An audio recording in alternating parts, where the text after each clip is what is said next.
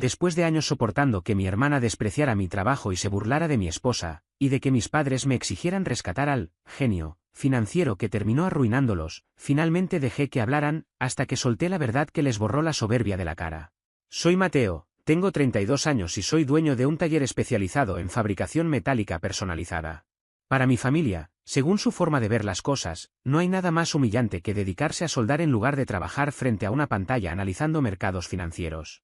Sin embargo, mi vida estaba lejos de ser la caricatura que habían inventado de mí. 5 años atrás me casé con Camila bajo el enorme roble del terreno que fue de mi abuela. Organizamos la ceremonia a nuestro gusto, sin pretensiones, sin lujos innecesarios. Fardos de heno servían de asientos, flores silvestres decoraban todo el lugar, y el asador emanaba un aroma que se mezclaba con el aire del campo. Mis compañeros llegaron con sus botas de trabajo y ropa resistente, mientras las amigas de Camila llevaron postres caseros y vestidos sencillos. Para nosotros, era el escenario perfecto. Para mi familia, no tanto. Mi padre llegó en su Mercedes, mirando el reloj cada pocos minutos como si estuviera haciendo un sacrificio monumental al quedarse allí. Mi madre observaba todo con un gesto de fastidio, como si estuviera calculando cuánto dinero ahorramos al no elegir un salón elegante. Y mi hermana Martina apareció con su esposo, Germán, vestidos como si fueran a una gala empresarial. Ellos dos siempre parecían estar compitiendo con el universo entero. La ceremonia transcurrió sin problemas, y mi amigo Santiago, que fue mi padrino, hasta rompió el hielo en la típica parte del hablen ahora o callen para siempre, fingiendo toser y diciendo que prefería ir directo a la comida. Todos rieron, excepto los del círculo de Germán. Después del brindis inicial, Santiago contó la anécdota del estante metálico que soldé durante la universidad y que casi aplasta a nuestro compañero de cuarto. Fue un buen momento.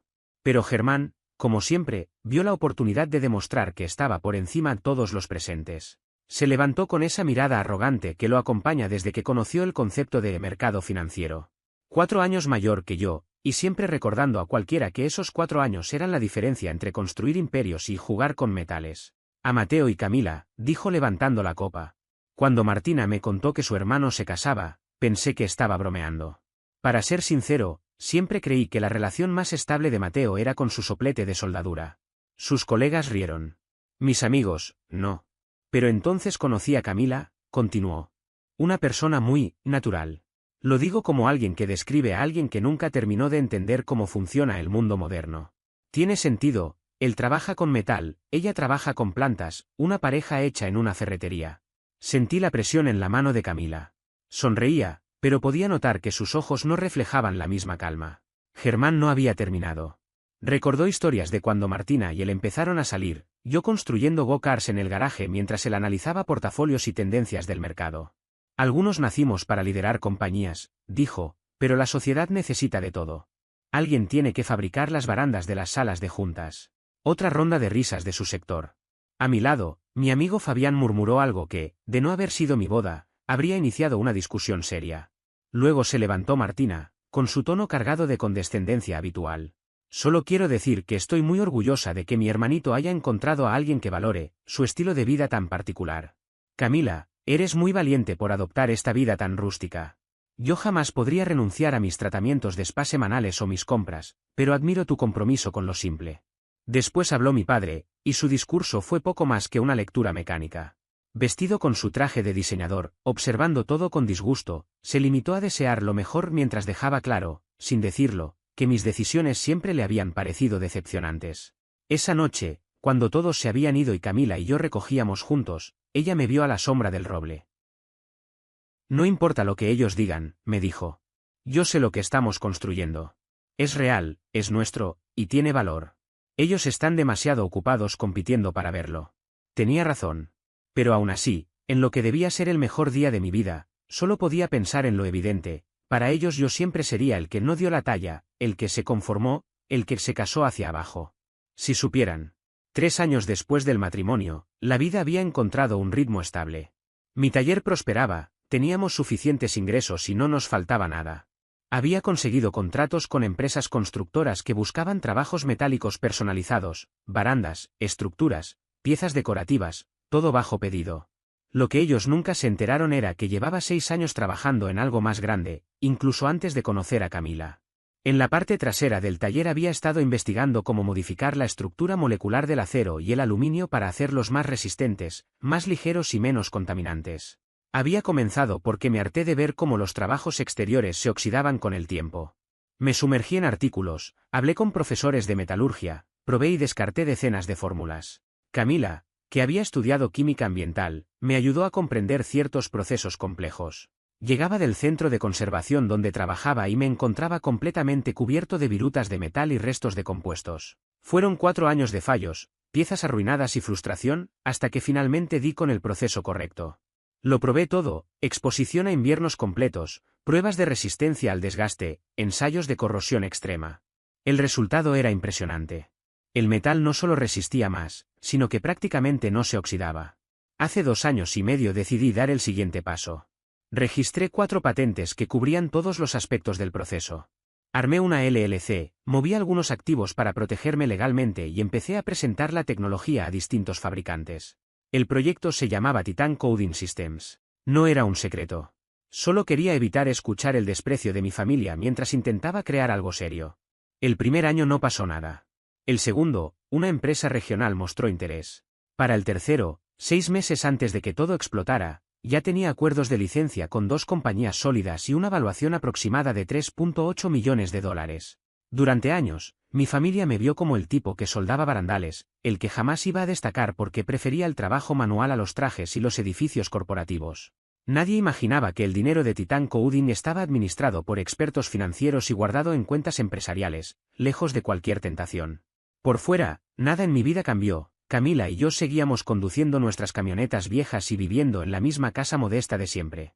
Mientras tanto, mi familia aparentaba un estilo de vida espectacular en redes sociales. Germán, mi cuñado, dejó su empleo corporativo para fundar una firma de inversiones. Se metió de lleno en desarrollos inmobiliarios y en oportunidades revolucionarias, moviéndose de forma arriesgada cuando los demás actuaban con cautela. Mi padre hablaba de él como si hubiera descubierto un nuevo sistema económico. Por su parte, Martina se volvió influencer de tiempo completo. Transformó la vida lujosa que llevaba con Germán en contenido constante, bolsos de diseñador, viajes, cenas, todo perfectamente calculado. Dejó su trabajo como organizadora de eventos tan pronto la firma de su marido comenzó a despegar, eligiendo dedicarse a exhibir su vida perfecta. Su casa nueva, una mansión carísima en un barrio exclusivo, aparecía en sus publicaciones cada 2 horas, el vestidor gigante para sus bolsos, la cava que Germán le había mandado construir, el gimnasio privado. Nos invitaron a la fiesta de inauguración de esa casa. Yo no quería ir, pero Camila me convenció. Pasé una semana entera fabricando una mesa de centro para ellos, estructura de acero soldada a mano, juntas tan finas que parecían arte, cubierta de vidrio templado y un acabado en negro mate impecable. Estaba realmente orgulloso del trabajo. Cuando Martina la vio, su sonrisa se volvió rígida de inmediato. ¡Ay, gracias! ¡Qué detalle! La dejó arrinconada como si fuera un trasto sin importancia. El resto de la noche fue igual de incómodo. Martina arrastró a Camila por la casa como si la estuviera presentando como un caso de caridad ante sus amigas influyentes. Ella es Camila, mi cuñada.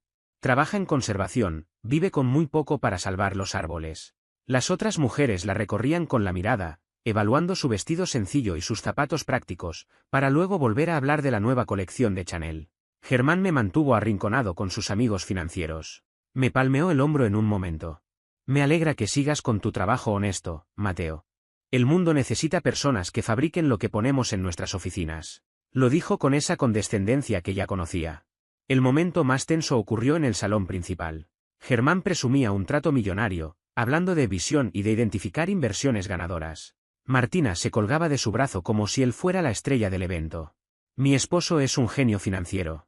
Confío completamente en él para manejar todo el dinero, dijo, mirándome de reojo mientras hablaba. Luego Germán me lanzó su comentario. A propósito, Mateo, ¿cómo va tu taller? ¿Sigues haciendo buzones para los vecinos? Martina soltó una risita. Pórtate bien con mi hermanito, dijo teatralmente. Él hace lo que puede. Se hizo un silencio incómodo. Yo no respondí de inmediato, solo sentí ese viejo peso de ser el chiste familiar. Pero entonces Camila dijo con calma. Mejor eso que apostar el dinero de la jubilación ajena. La habitación quedó congelada. La expresión de Germán cambió de altanería a furia absoluta. Martina puso la mano en el pecho, escandalizada. Mi madre miró a Camila con una intensidad que habría podido incendiar la casa. Nos fuimos temprano. De camino a casa, recibí una llamada de mi prima Lorena, la única cuerda de toda la familia. Ella daba clases, se mantenía al margen del drama y tenía los pies en la tierra. Eso estuvo pesado, dijo. Pero te lo digo en serio, ten cuidado. Están corriendo rumores. Germán está haciendo movimientos muy riesgosos. Hay tratos suyos que no están saliendo bien. Fue una advertencia vaga, pero se me quedó dando vueltas en la cabeza. Mientras nos alejábamos de esa mansión fría, sentí que lo que Germán estaba construyendo no era un imperio, era una bomba a punto de estallar. Pasó un año. La distancia entre mi familia y yo se hizo más grande. Ya casi no llegaban invitaciones a eventos, cosa que agradecía. Las llamadas de cumpleaños se volvieron cortas y forzadas. Mi madre enviaba mensajes preguntando por qué nunca visitábamos, como si hubiera olvidado las humillaciones anteriores. Por mi lado, el taller empezó a avanzar más rápido de lo que esperaba. Titan Coding Systems, que había nacido casi como un experimento, comenzó a llamar la atención. Contraté a un administrador de negocios medio tiempo, Bruno, alguien que realmente entendía de licencias y propiedad intelectual. Estábamos en negociaciones con otra empresa industrial para usar mi proceso de recubrimiento en sus líneas de producción. El negocio ya estaba valuado en 2 millones, todo por una técnica que perfeccioné en un rincón del taller donde mi familia creía que hacía portones decorativos. Camila, que tenía un conocimiento profundo de química, renunció a su trabajo de conservación y se dedicó conmigo tiempo completo. Refinamos fórmulas, hicimos pruebas, cuidamos el impacto ambiental. Siempre fuimos un buen equipo. Entonces, una tarde de octubre, mi teléfono sonó. Era Lorena, y su voz sonaba como nunca antes. Mateo, ¿estás solo? Sí, estoy en el taller. ¿Qué pasa? Es Germán. Está en problemas, serios. Y cuando digo serios, hablo de algo que podría volverse penal. Apagué la esmeriladora. ¿Qué ocurrió? Ayer estuve en casa de tus padres. Pensaban que no los escuchaba, pero estaban al teléfono con Martina. Mateo. Germán lo perdió todo. No solo su dinero. También el de sus clientes. Se habla de demandas, incluso de fraude. Sentí que el estómago se me hundía. ¿Cuánto perdió? Millones. Convenció a mucha gente de invertir, amigos de tu padre, compañeros de la universidad, incluso familiares de Martina. Metió todo ese dinero en un proyecto que salió mal. Y se rumora que el terreno ni siquiera valía lo que dijo. Hay inconsistencias. Muchísimas. Recordé cada discurso de confianza, cada gesto de superioridad, cada frase sobre ver el futuro. ¿Y por qué me llamas a mí? Pregunté, aunque ya sospechaba la respuesta. El tono de Lorena bajó aún más. ¿Por qué te van a buscar? Escuché a tu padre decirlo claramente. Dijo, Mateo es el único que tiene activos reales. Mencionó la tierra de tu abuela, el taller. Dijo que se lo debes a la familia. La audacia de esa frase me golpeó como un puñetazo. Durante décadas, mi familia se comportó como si mi trabajo fuera un simple pasatiempo y mi vida un plan de emergencia que nadie realmente quería. Cada vez que se mencionaba mi nombre, lo hacían con ese tono de decepción disfrazada. Él eligió ese camino, al menos es honrado, como si eso fuera lo único destacable de mí. Mientras tanto, el cuñado brillante, el inversionista prodigio, era el orgullo absoluto del clan. Para ellos, Germán representaba todo lo que yo no era: elegancia, éxito, prestigio social y contactos importantes. Pero bastó un movimiento erróneo de ese genio para que todo su mundo se derrumbara. Y de pronto, sin que yo hubiera hecho nada distinto, lo que había construido con mis propias manos dejó de verse como una curiosidad y se convirtió en un recurso necesario, urgente incluso. Mi trabajo, antes motivo de burlas, ahora era, para ellos, el tesoro familiar. Aquel día recibí la llamada que me confirmó lo que ya intuía. Mi hermano sonaba agitado, como si hubiera estado discutiendo durante horas. No van a admitirlo, pero están desesperados, dijo sin rodeos. Mamá no para de llorar. Repite una y otra vez que Germán cometió un solo error y que la familia tiene que unirse para ayudarlo. Martina está fuera de sí. Llorando, gritando, diciendo que todo se arruinó. Para ellos, tú eres la única solución. En el fondo escuché la voz de mamá llamando a Lorena con insistencia, como si se estuviera desmoronando. Debo cortar, agregó él. Prepárate. Están por salir para allá. No alcancé a responder. La llamada terminó abruptamente. Al caer la tarde, caminé hacia el porche donde Camila observaba la última franja de luz sobre los árboles. El aire estaba fresco, y por un momento pensé en no decir nada. Pero al final me senté a su lado y le conté todo. Entonces vendrán hasta aquí, murmuré. Seguramente traerán un abogado o algún representante. Intentarán obligarme a vender todo para resolver el desastre de Germán. Camila me observó largamente antes de hablar. Sus ojos tenían ese brillo calculador que solo aparecía cuando algo realmente serio estaba pasando. Antes de que lleguen, tú y yo debemos aclarar algo. ¿Qué cosa? Pregunté, ya sabiendo que no era algo menor. Titan Coding, respondió despacio. Las patentes. Tus inversiones. Y, sobre todo, el verdadero nivel del lío en el que se metió Germán. Me giré hacia ella sin entender. No sé qué estás insinuando. He ayudado a Bruno a vigilar el panorama del sector, continuó. Empresas nuevas, adquisiciones discretas, fondos de inversión que apuestan por tecnología de recubrimiento, y otros que apuestan en contra. Y entre toda esa información encontré algo que necesitabas ver. Sacó su teléfono, buscó un archivo y me lo entregó. ¿Sabías que Germán abrió un fondo de cobertura hace año y medio? ¿Un fondo? Pensé que hacía proyectos de desarrollo inmobiliario. Eso fue lo que todos creímos. Pero en realidad se dedicó a apostar contra compañías. Apostó fuerte. Demasiado fuerte. En la pantalla pude ver un documento lleno de cifras, de nombres de empresas y posiciones financieras. Pero lo que se destacaba, subrayado en rojo, era su apuesta principal, un gigantesco short contra Titan Coding Systems. Contra mí. Germán había apostado que mi empresa fracasaría. A gran escala. Con dinero suyo y de sus clientes. Y perdió. Camila guardó silencio unos segundos para darme espacio a digerirlo. Estaba convencido, continuó, de que tu empresa no era más que un capricho tecnológico. Que no podía rendir. Que tú no tenías la capacidad de construir algo real. Ese prejuicio lo llevó a arriesgarlo todo. Respiré hondo, tratando de contener lo que sentía, rabia, incredulidad, y también un extraño cansancio. Entonces, se arruinó porque apostó contra mí. Exactamente. Y ahora pretende que seas tú quien lo salve, dijo Camila con una firmeza helada. Es irónico, pero así es la vida. Miré el horizonte. El sol había terminado de esconderse y la oscuridad empezaba a cubrir los campos. ¿Él sabe que Titan Coding me pertenece? Lo dudo, respondió ella. Registramos la empresa usando mi apellido de soltera para evitar miradas curiosas. Para Germán, Titan es solo otra startup. Nunca imaginó que tú estabas detrás. Pasamos un rato en silencio, escuchando únicamente los sonidos del campo y dejando que la verdad se asentara. Sentí, por primera vez en mucho tiempo, que algo en mí terminaba de romperse, pero no de forma negativa. Era una especie de liberación amarga. 4 días después, la tormenta llegó. Un vehículo de mensajería privada apareció en la entrada. El sobre tenía un sello de un bufete elegante, de esos que cobran dinero solo por respirar cerca de ellos. Dentro, una carta plagada de tono moralista y amenazas veladas. Según ellos, dada la grave situación familiar y mi deber moral, debía colaborar vendiendo mi propiedad para resolver el desastre financiero que Germán había provocado. Me daban una semana. Pasado ese plazo, irían por todas las vías legales disponibles. ¿Pretenden demandarte?, leyó Camila con indignación. Esto es un intento descarado de intimidación. ¿Podrían lograrlo? Pregunté, aunque en el fondo ya sabía la respuesta. No. Pero confían en que lo creas. Sin esperar más, llamó a Federico, nuestro abogado. Lo conocíamos desde hacía 6 meses, era meticuloso, brillante y lo bastante cínico como para ver venir este tipo de maniobras. A la mañana siguiente nos reunimos en su oficina. Le entregamos la carta, le explicamos la historia familiar y luego le revelamos el detalle decisivo, la apuesta de Germán contra Titan Coding. Cuando Federico terminó de escuchar, estalló en una carcajada. Necesito verificar que entendí, dijo, limpiándose las gafas. Ellos creen que tú eres un hombre con un taller y un terreno. Pero en realidad eres dueño de una empresa valuada en 8 millones. Y ese mismo hombre al que quieren rescatar apostó contra tu éxito, perdió todo, y ahora pretende que vendas terrenos que, para colmo, pertenecen legalmente a Titan Coding. ¿Correcto?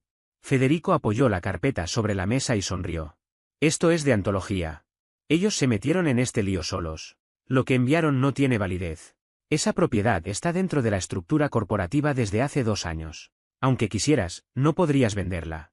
Si intentan llevar esto a un juez, los sacarían de la sala entre risas. Entonces, ¿qué hacemos? Nada. Esperen.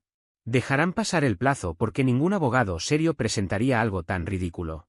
Y cuando vean que no les funciona la presión legal, vendrán en persona. Y ahí quiero estar yo. ¿Tanto así? Créeme, respondió con picardía, no me pierdo esto por nada del mundo. El plazo venció. Ni una llamada. Ni un mensaje. El viernes pasó sin incidentes. El sábado también. El domingo transcurrió con un silencio que parecía indicar rendición. Pero el lunes por la mañana la realidad volvió a golpear. Yo estaba en el taller preparando una programación nueva para la fresadora CNC cuando vi 3 autos avanzar lentamente por el camino de entrada. Reconocí el Mercedes de mi padre. Luego el Lexus de Germán. Ahora gastado y lejos de aquella imagen impecable que le encantaba proyectar. El tercer auto era desconocido. Apagué la máquina, me limpié las manos y caminé hacia la casa. Camila estaba en la ventana, teléfono en mano. Ya llegaron. Presionó un botón. Federico, están aquí.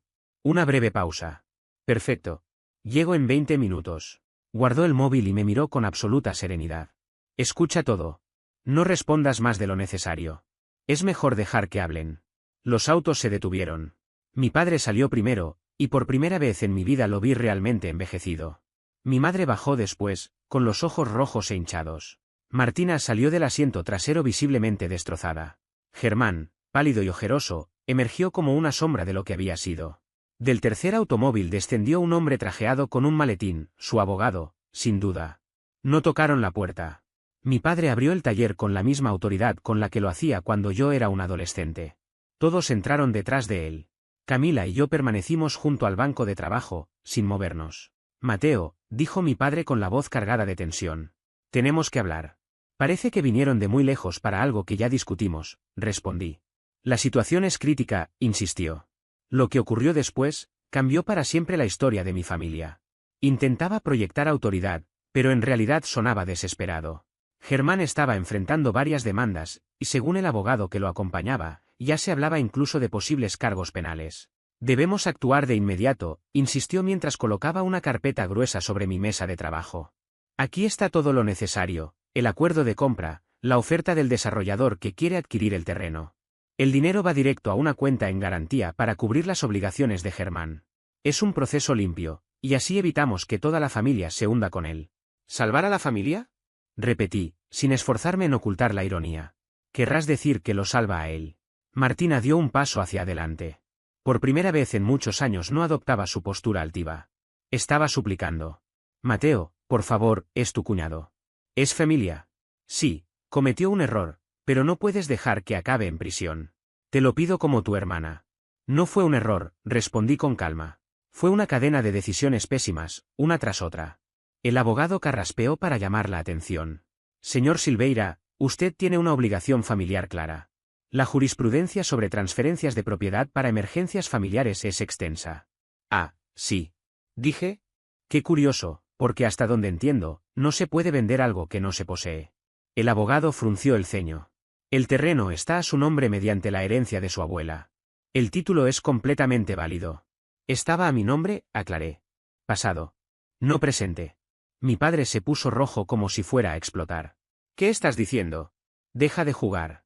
Vendimos nuestra casa y no alcanzó. Esta tierra es la única opción después de todo lo que hicimos por ti. Mi madre intervino con la voz quebrada. Nosotros te criamos, Mateo. Tienes una deuda con esta familia. Miré a Camila, que permanecía en silencio desde que llegaron. Ella me dio un leve asentimiento. Era el momento de terminar con esa farsa. Camila avanzó con serenidad y se situó junto a la carpeta que habían traído.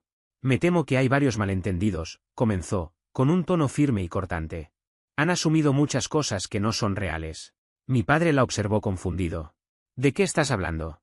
Pasaron años mirándonos y viendo únicamente lo que querían ver, respondió ella. Un soldador y su esposa. Gente sencilla, fácil de manipular. Pero se equivocaron en todo. El abogado trató de recomponerse. Señora Silveira, no creo que. Es Stone. Conservo mi apellido, lo interrumpió.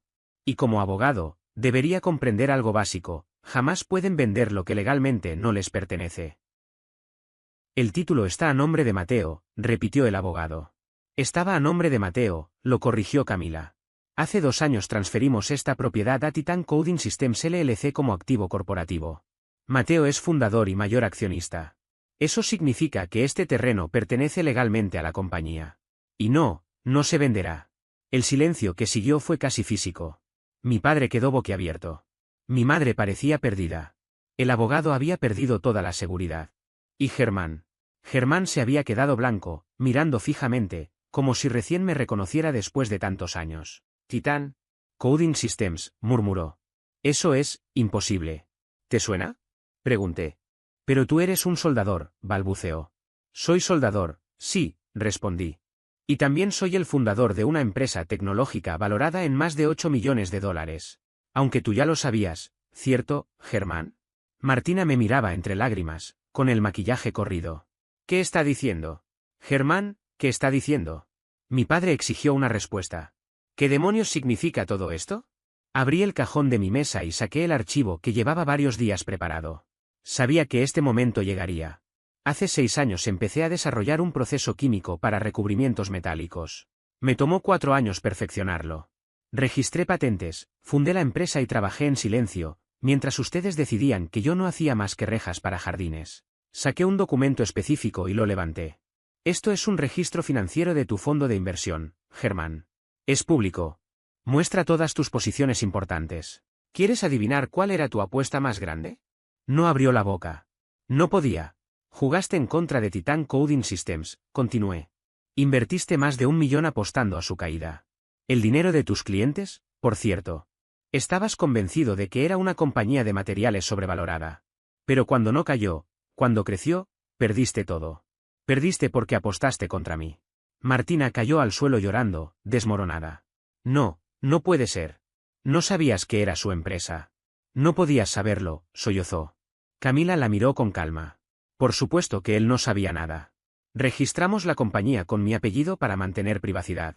Para él, Titan Coding era solo otra startup a la que podía tratar como un juguete financiero. Mi padre recuperó algo de voz. Esto es absurdo. Estás mintiendo. No tienes ese tipo de dinero. Mírate. Vives en esta casa tan sencilla. Porque no necesito demostrar nada con ostentación, respondí. No necesito un palacio para sentirme alguien. Prefiero construir algo que genere valor real, no especular con el dinero ajeno. Germán temblaba. Martina lloraba con desesperación. No puede ser. Tú eras el que debía necesitar nuestra ayuda. En ese momento, otro coche se detuvo afuera. Hernán, nuestro abogado, apareció exactamente a la hora prevista.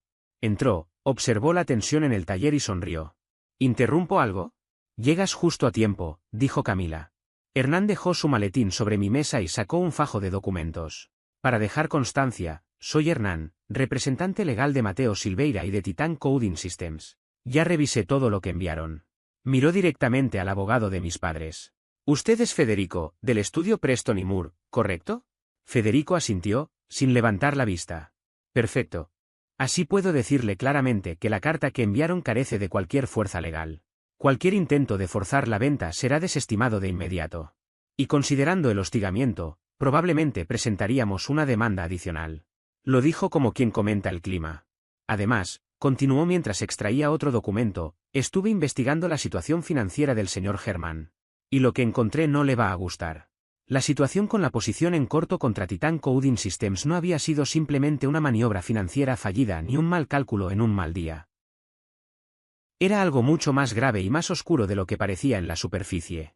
Había documentos, correos, registros de reuniones y hasta notas internas que dejaban en evidencia que se habían presentado argumentos completamente falsos ante los inversionistas. Les habían asegurado, con una seguridad casi teatral, que la operación estaba respaldada por información privilegiada. Que alguien dentro de la empresa había filtrado datos cruciales, que el movimiento era seguro y que solo era cuestión de tiempo para que los resultados se vieran reflejados. Pero nada de eso era real. La verdad cruda, incómoda y peligrosa era que la operación se había basado únicamente en una corazonada desesperada, en un impulso temerario disfrazado de visión experta. Y eso, en el mundo financiero, tenía un nombre muy específico: fraude de valores. Germán soltó un sonido raro, como si le hubieran vaciado el aire del pecho de un puñetazo invisible. No dijo nada de inmediato, solo bajó la mirada, incapaz de disimular la mezcla de miedo y vergüenza que lo atravesaba. Hernán, que hasta ese momento había mantenido una postura impecable, cruzó los brazos y añadió con un tono firme, sin necesidad de elevar la voz. Aún no entregué todo esto a la SEC. Pero antes de hacerlo, quise darles la oportunidad de retirarse sin convertir esto en un escándalo público. El silencio que siguió fue tan denso que parecía llenar cada rincón del taller. En ese instante, el abogado de mi familia cerró su maletín con un chasquido brusco, incómodo, casi avergonzado, y se marchó sin despedirse de nadie. Mi madre, paralizada por la tensión, terminó rompiendo en llanto. ¿Cómo puedes hacernos esto? Sollozó. Somos tu familia. La palabra familia retumbó en mi cabeza como una mala broma. Durante 30 años, ese grupo de personas me trató como si fuera una carga, un estorbo, un recordatorio viviente de algo que nunca encajaba en sus estándares. Una familia, pensé, No se burla de tus logros, no desprecia tu esfuerzo, no apuesta a tu fracaso mientras aplaude la mediocridad ajena.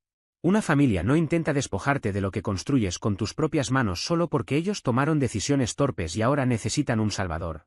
Caminé hacia la puerta de la nave del taller con una calma que me sorprendió incluso a mí mismo. Fuera de mi negocio. Y fuera de mi vida, dije con claridad. Nadie reaccionó de inmediato, como si mi voz hubiera rebotado sin sentido en las paredes metálicas. Parecían incapaces de aceptar que hablaba en serio. Lo repetí, más despacio esta vez, cada sílaba cargada de una determinación absoluta. Ahora. Martina, totalmente quebrada, seguía en el suelo llorando sin control. Germán tuvo que levantarla prácticamente a la fuerza. Mi padre, intentando recuperar algo de autoridad, dio un paso hacia mí. Hijo, no comprendes las consecuencias. Las consecuencias son para ustedes, respondí. No para mí. No hubo más discusión. Salieron cabizbajos, intentando guardar un mínimo de dignidad, pero sin lograrlo. Escuché cómo encendían los autos, cómo se alejaban por el camino de grava, hasta que finalmente todo quedó en un silencio profundo. Yo permanecí allí, en medio de mi taller, respirando hondo. Y entonces sentí algo que no había experimentado en 3 décadas, libertad. Una libertad que no era ruido ni euforia, sino paz. Las semanas siguientes fueron inusualmente tranquilas. Ningún mensaje, ninguna llamada, ninguna aparición inesperada. Era como si el mundo se hubiera detenido solo para darme espacio. Mientras tanto, Hernán me mantenía al tanto del avance legal. Y cada actualización era peor para ellos. Germán estaba totalmente acorralado. 3 de sus inversionistas principales iniciaron demandas civiles por fraude, lo que atrajo la atención directa de la SEC. La comisión abrió una investigación completa, revisando cada movimiento, cada operación, cada decisión que había tomado en años. Su matrimonio con Martina estaba prácticamente destruido. Seguían viviendo bajo el mismo techo porque no podían costear una separación formal, pero la convivencia era un campo minado de reproches. Eventualmente tuvieron que mudarse a un apartamento pequeño en una zona deteriorada, y Martina desapareció casi por completo de redes sociales, como si eso pudiera borrar la vergüenza. Mis padres no estaban mejor.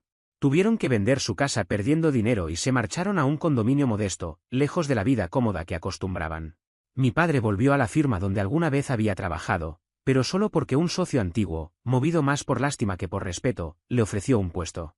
Mi madre pasaba los días entre lamentos y quejas, convencida de que la culpa de todo recaía en mí, en el hijo desagradecido que, según ella, los abandonó justo cuando más lo necesitaban. Mientras ellos se hundían en las consecuencias de sus propias decisiones, Titan Coding seguía creciendo a un ritmo que a veces me costaba procesar. Firmamos un nuevo acuerdo de licencia, y una empresa regional dedicada a componentes aeroespaciales mostró interés en probar nuestro proceso. Otro fabricante empezó a integrarlo en automóviles. Contraté a 2 empleados fijos y transformé parte del granero en una oficina completa, funcional y cómoda. Allí recibía a personas que realmente valoraban mi trabajo. La fabricación personalizada se redujo, aunque seguía atendiendo a algunos clientes de toda la vida. Pero el centro de todo era Titan Coding. Camila, por su parte, estaba brillando como nunca. Siempre había sobresalido en la parte química, y ahora lideraba el área de investigación y desarrollo a tiempo completo. Juntos trabajábamos en nuevas aplicaciones, registrábamos más patentes y fortalecíamos una empresa que, si seguía ese rumbo, terminaría trascendiéndonos. La ausencia del juicio constante de mi familia solo hacía ese proceso aún más liviano. 6 semanas después del enfrentamiento, un sábado por la tarde, vi acercarse un auto familiar por el camino. Era el sedán de Lorena. Salí a recibirla. Bajó algo nerviosa, sosteniendo una fuente de lasaña recién hecha. Te traje esto, dijo con una sonrisa tímida. Aquí solemos comer bien, respondí, abriendo paso. Pasa, si quieres. Nos sentamos en el porche. Al principio solo hablamos de cosas triviales, evitando el tema que ambos sabíamos que tarde o temprano aparecería. Hasta que finalmente lo hizo. Lorena dejó escapar un suspiro y dijo: el matrimonio de Martina y Germán está prácticamente roto. Siguen juntos porque no pueden pagar abogados, pero ella lo culpa de absolutamente todo. Y tus padres, tampoco están bien. Apenas se hablan. Y aunque finjan que no, piensan en ti todo el tiempo. Bajó la voz antes de continuar. Germán está destrozado, Mateo. Sabe que se hundió por no reconocer lo que estabas construyendo. Me alegra escucharlo, respondí sin dudar. Lorena cerró los ojos un momento, procesando mi franqueza. Quieren disculparse. Creen que si te dan tiempo y espacio, eventualmente. No va a suceder. Ya lo sé, dijo. Se los dije, pero no me creen. Se levantó con suavidad. No vine a convencerte de que los perdones. Solo quería que supieras que están viviendo las consecuencias por completo. No me afecta, respondí. Me minimizaron durante 30 años. Hicieron sentir a Camila inferior durante 5. Y luego vinieron a intentar arrebatarme lo que construí desde cero. No voy a sentir lástima por ellos. Ella asintió, aceptando mis palabras sin intentar suavizarlas. Es justo. Y por lo que vale, estoy orgullosa de ti. De Titan Coding, de cómo enfrentaste todo esto. No cualquiera tiene ese valor. Gracias, Lorena. Siempre puedes venir. Eres la única que nunca me dio la espalda. Sonrió, aliviada, y se marchó. Esa noche, Camila y yo nos balanceábamos en el columpio del porche, disfrutando del aire fresco. Lorena vino, le conté. La vi. ¿Qué noticias trajo del desastre familiar? Todas las que esperabas. Germán está acabado, Martina está hecha polvo, mis padres están destruidos, y aún así siguen creyendo que voy a perdonarlos. ¿Y lo harás? Preguntó suavemente. Me quedé pensando unos segundos. Ya no tengo rabia. Pero tampoco interés. Simplemente terminé con ellos. En ese momento, mi teléfono vibró. Revisé el correo y sentí un vuelco en el estómago. ¿Qué pasa? Preguntó Camila, al ver mi expresión. Titan Coding recibió una oferta de adquisición. ¿De quién? Major Industrial Codings Corporation. Quieren comprarnos. Volví a leer la cifra 3 veces para asegurarme de que no estaba viendo mal, $22 millones. Camila se quedó en silencio, completamente inmóvil. ¿22 millones? ¿Es real? Lo es, respondí. ¿Y ahora qué hacemos? Levanté la vista. Observé el terreno donde crecí, el taller donde levanté mi primer proyecto, la casa donde construimos nuestra vida, y la tierra que mi abuela me dejó. Todo lo que éramos estaba ahí, frente a nosotros, esperando la decisión que marcaría nuestro futuro. Le dije que necesitaba tiempo para pensarlo, que quería procesarlo con calma, pero dejé algo perfectamente claro, ninguna de mis decisiones estaría influenciada por lo que ellos pudieran opinar. Su juicio no tenía peso en mi vida desde hacía mucho. Permanecimos sentados un buen rato, cada uno perdido en sus propios pensamientos. En algún lugar, seguramente mi familia estaría convenciéndose de que tarde o temprano yo reflexionaría y volvería a acercarme. Esa idea absurda de que la sangre es la sangre y que todo debía arreglarse solo por compartir un apellido. Se engañaban. No sabían nada. 3 meses más tarde, estaba sentado en una sala de conferencias en plena ciudad, rodeado de abogados y ejecutivos, firmando los documentos finales del acuerdo.